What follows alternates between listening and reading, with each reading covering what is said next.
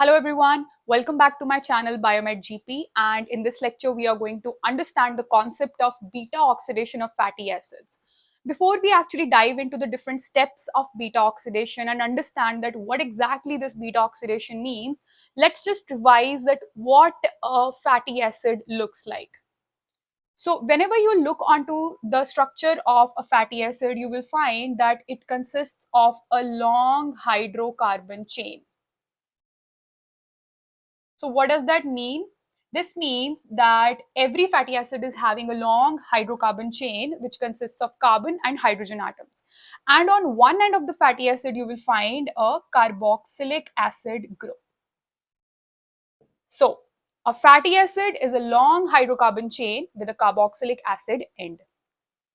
Now, whenever we are talking about beta oxidation, what does it mean? It means that we are talking about the breakdown of these fatty acids, that how exactly in the body these fatty acids are being broken down to produce some kind of energy. Now, beta oxidation is one of the major types of fatty acid breakdown pathways. There are other types of pathways as well where the fatty acids are being broken down, but beta oxidation is the most prominent one.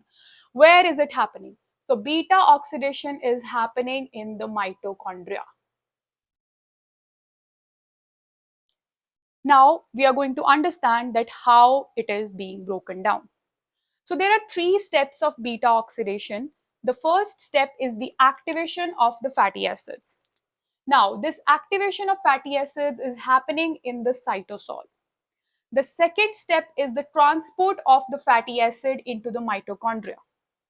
And the third step is the beta oxidation proper, which is happening in the mitochondrial matrix. So what does this mean? This means that first, this fatty acid has to be activated so that the further process of oxidation can happen on it.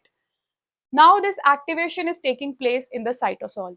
After the fatty acid has been activated, and we will see that how it is activated, after the activation, this activated fatty acid is transported into the mitochondria because that is where the beta oxidation will happen.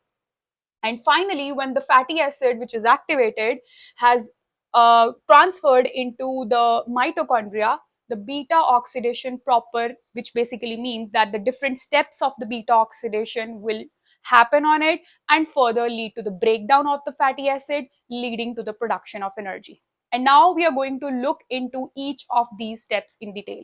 So how exactly the beta oxidation takes place? Suppose that there are 16 carbon atom fatty acid palmitic acid.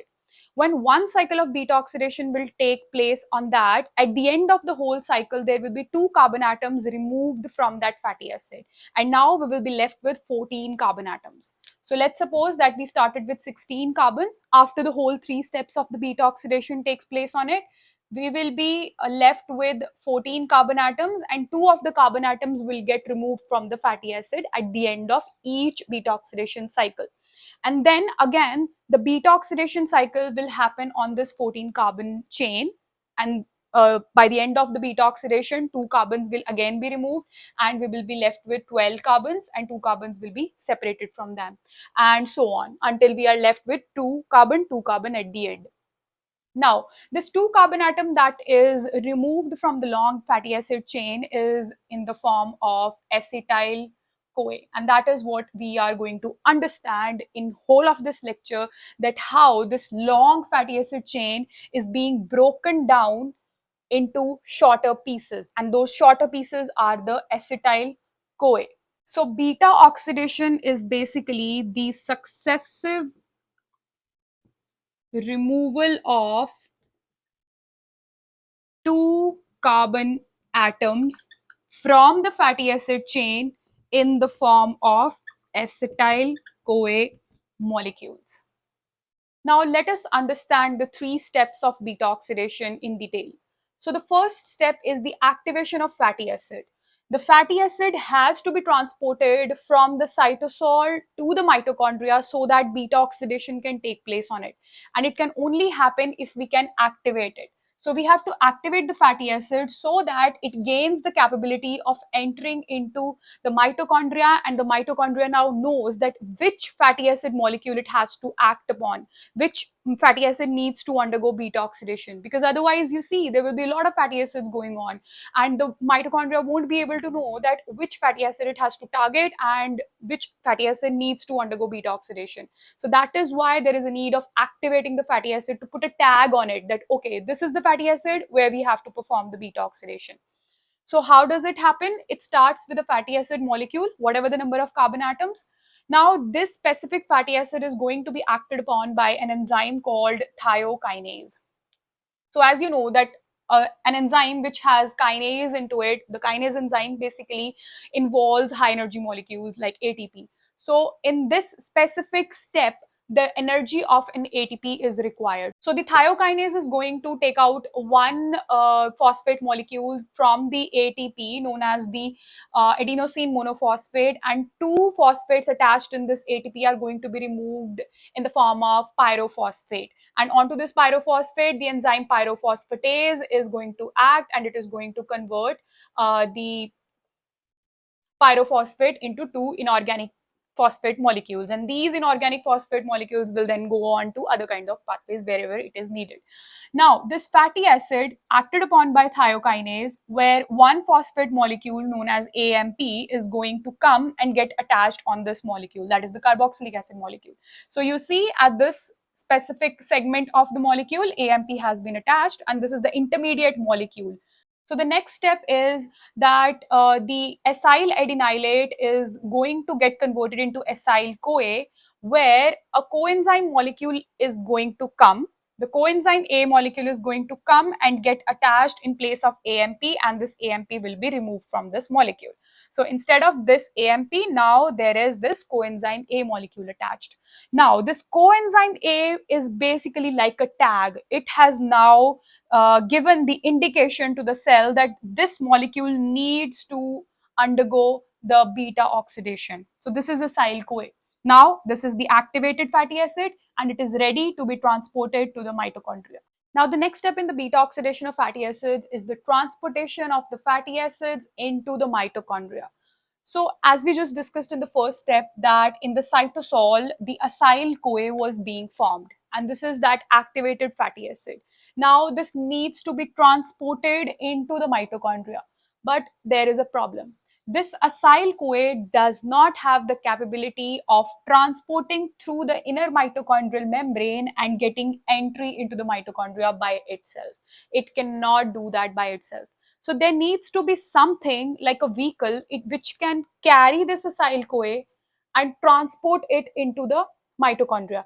It's like someone who doesn't know how to swim. He cannot cross the river, but there needs to be some friend or anyone else who knows how to swim. So that person who knows how to swim is going to take the hand of the person who doesn't know how to swim and cross the river, right?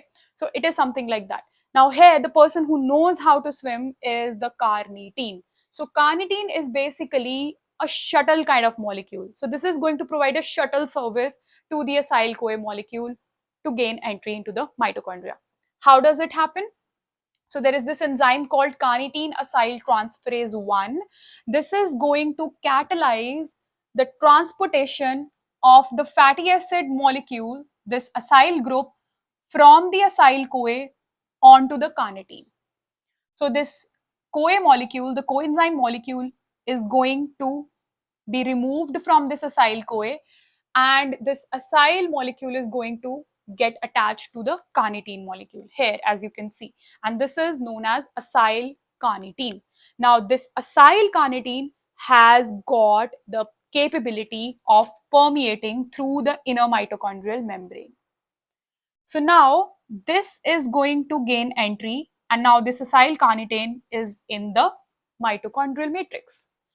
Here, what is going to happen? We have to remove this carnitine from this, because you know the activated fatty acid, which is the acyl CoA, is the one where the beta oxidation is going to take place. So this carnitine only had the role of transporting this molecule into the mitochondrial matrix. So now when it has come back, there is another enzyme called carnitine acyl transferase 2, which is going to act on this molecule, and it is going to remove this carnitine molecule and attach a coenzyme molecule, a coenzyme A molecule from the mitochondrial matrix onto the acyl group.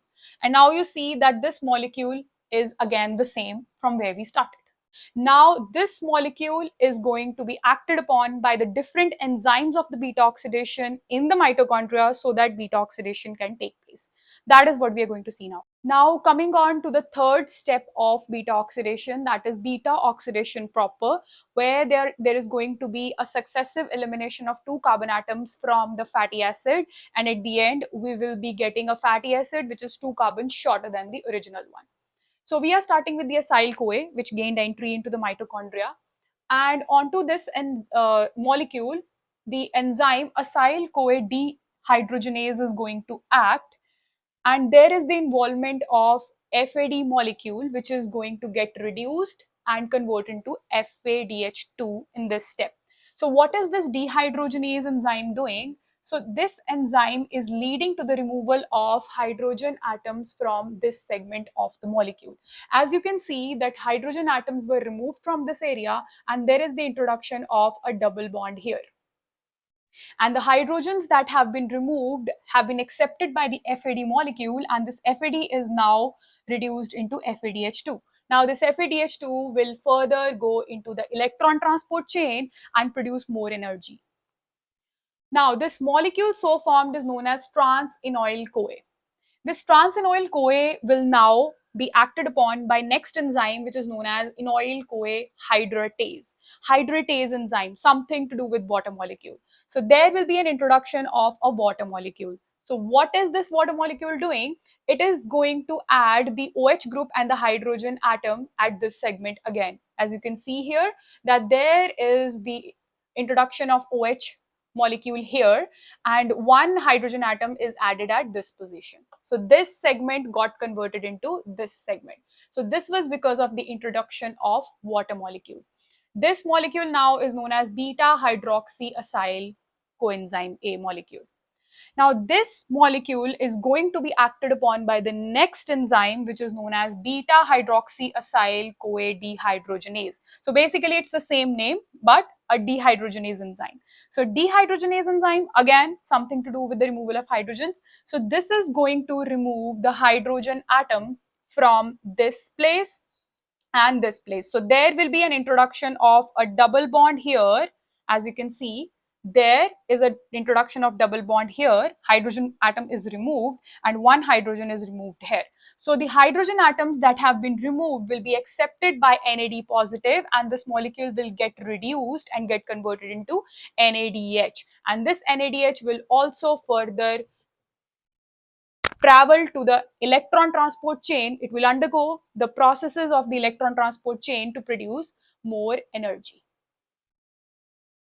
After the formation of this molecule, which is known as beta ketoacyl CoA, the next enzyme and the final enzyme is known as the thiolase, which is going to do the final step, that is the removal of the carbon atoms. So what it is going to do is it is going to break down this molecule into two carbon shorter molecule. So for example, let's suppose that there were 16, let's suppose that there are 16 carbons in this specific molecule. At the final step, there will be a 14 carbon molecule and a 2 carbon molecule left. And this 2 carbon molecule is going to be acetyl CoA. Now you can see here. So this molecule from the end is cleaved by the thiolase, and this is known as acetyl CoA, and the remaining molecule is known the acyl CoA. So basically this molecule will be attached to a coenzyme A molecule, and this is the molecule which is 2 carbons shorter than the initial molecule. Now what happens? This acetyl CoA, it goes into the Krebs cycle. That is the TCA cycle to produce more energy. That is why you might have seen that a lot of people who do not consume carbohydrates for a longer period of time, or probably someone who goes on prolonged starvation, they start to decrease in their size. They lead to a more loss in the fats in their body. That is because at that stage, the beta oxidation activates. Once the glycogen levels in the liver is depleted, the beta oxidation starts where the fatty acids are broken down. And the energy which is provided to those people in order to survive in that prolonged starvation is coming from this, all these molecules that are talked about. So that was all about the beta oxidation.